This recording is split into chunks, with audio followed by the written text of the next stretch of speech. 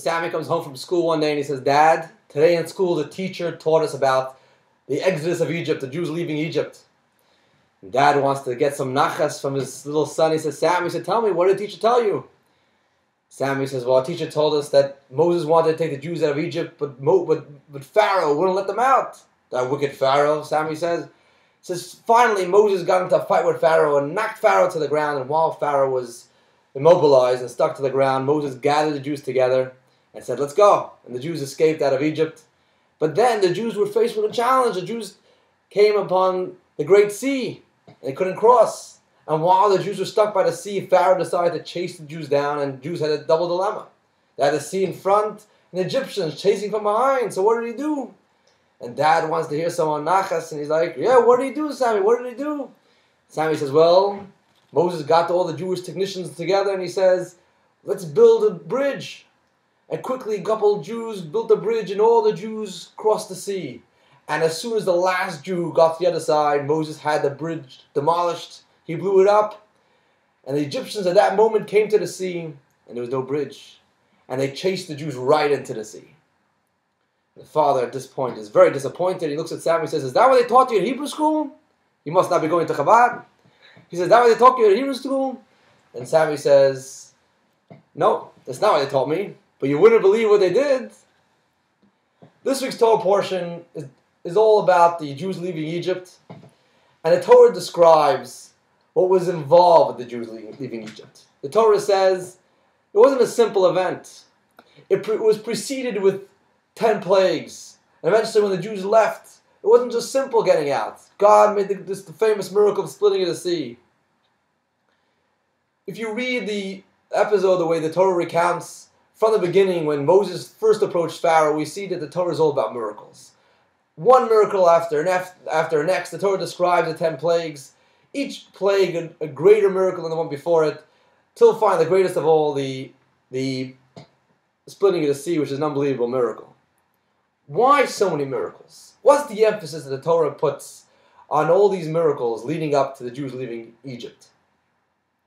Why did God feel it important to perform so many miracles at the time?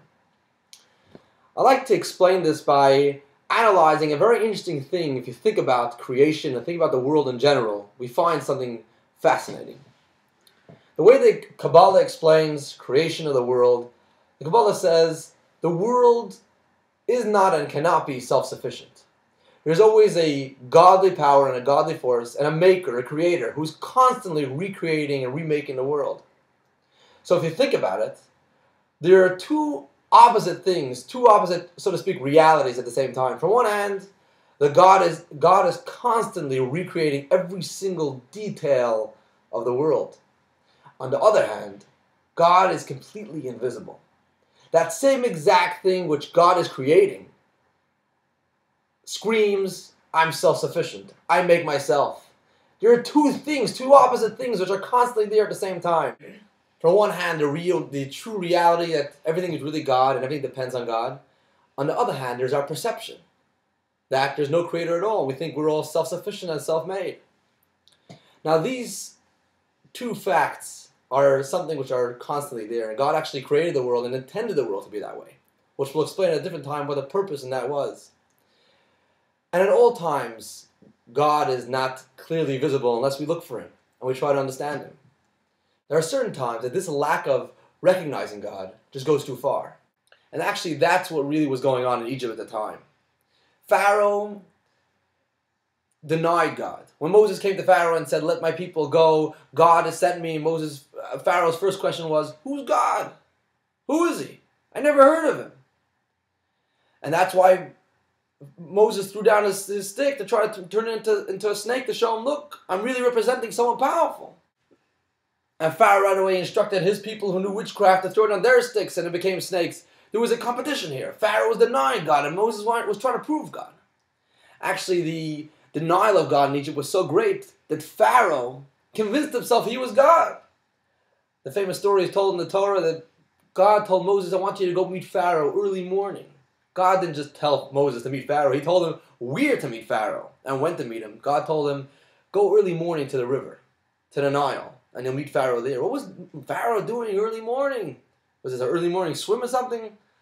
So the classic commentaries in the Torah tells us that Pharaoh convinced the whole Egypt he was God. And his proof was that Pharaoh told the people he doesn't need a bathroom. He's superhuman. He doesn't need a bathroom. And Pharaoh's little trick was that he would go early morning to the Nile, and he did all his important deeds there. And that's where Moses came. Moses came to meet God at the Nile using the bathroom. And I have a little suspicion that Pharaoh didn't only try to convince the Egyptians, he actually convinced himself. The situation at the time was that there was no idea of God. The whole notion of God was a foreign thing until the whole Egypt worshipped a man like Pharaoh. And that's what God realized was the problem at the time. God realized that Pharaoh needs a reality check. There's something missing. There's no question that the world generally doesn't have a open revelation of God. It's something we have to discover on our own. But God realized at that time it went too far. The denial of God was too extreme. That the world needed a major education. The world needed a teacher to teach them and to show them the real reality, the truth of the world. And that's why God made these miracles.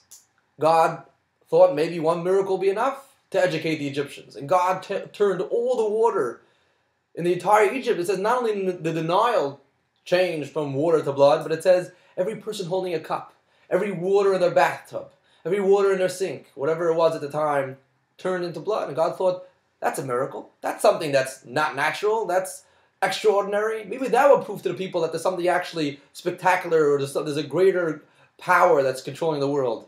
But there wasn't enough. And God needed a second plague, and a third. God needed 10 plagues. And finally, after 10 plagues, Pharaoh, he was a pretty slow student, evidently. He finally got the message. There's a God in the world. There's something greater. He is not the ultimate. He's not the Almighty. He didn't create himself. He's not self-sufficient. And Pharaoh finally said, he let the Jews go. Go serve your God. Yeah, he admitted there's a super reality. But after a few minutes, his memory, he had a memory loss.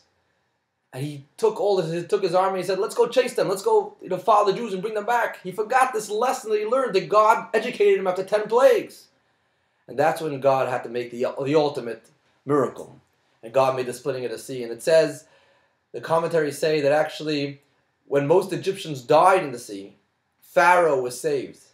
The reason why Pharaoh was saved, because God was trying to educate him. And God had to show him, look what happened. Look at the great miracle that the Jews crossed and the Egyptians fell in. And that's what a miracle is. Miracle is God's way of saying, hello, I'm here. It's a reality check. When God realizes things went too far and the denial of God is just beyond what God even wanted. God puts in a miracle and he says, we thought the world was a natural thing. We thought the world was self-sufficient. God says, I want to show you there's something real, there's something true. There's a real power behind the existence of the world. I'd like to close with the interesting Talmud, where the Talmud describes a place in the world where the existence of God was a constant reality. The Talmud relates that in the Holy Temple, it says the Jewish people would visit the Holy Temple 3 times a year, and the purpose of the visit there was actually a double purpose for the visit. The first purpose of the visit, it says, God wanted to see us. We're going to visit God's home. Of course, God sees the entire world, but we're going to visit God's home. The second purpose that it says was, the Jewish people went to go see God. There was a godly revelation at all times in the Holy Temple. And like the Talmud recounts, there were many miracles which were constant. Any day of the year you went to the Holy Temple, you were always seeing open miracles, open, signs that there was actually a God in the world. The greatest of which, the Talmud explains, that if you went into the Holy of Holies, which only, the high priest would go in once a year, in the Holy of Holies there was a constant reminder that nature wasn't the overriding force in the world. There was something really supernatural and superhuman. It says in the Holy of Holies we know that there was one thing that stood in the middle of the room, which is the Holy Ark, the Aron.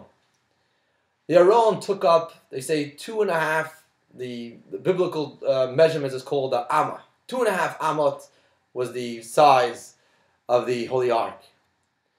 The size of the room of the Holy of Holies was 20 of these measurements of the Amma. Yet, if you measured from either side of the Holy Ark, although we measured 2.5 in the middle, which would take up some space, from one side to the wall measured 10 amas, and from the other side also measured 10 amas. In other words, the Holy Ark took up space, yet at the same time did not take up space. It was a clear revelation that there is something supernatural. There was space and above space all at the same time. And that's the idea of a miracle. The idea of a miracle is realizing that there's really something greater in reality, the truth of reality. The fact that God is the real existence, the thing that we're supposed to constantly search for and try to understand.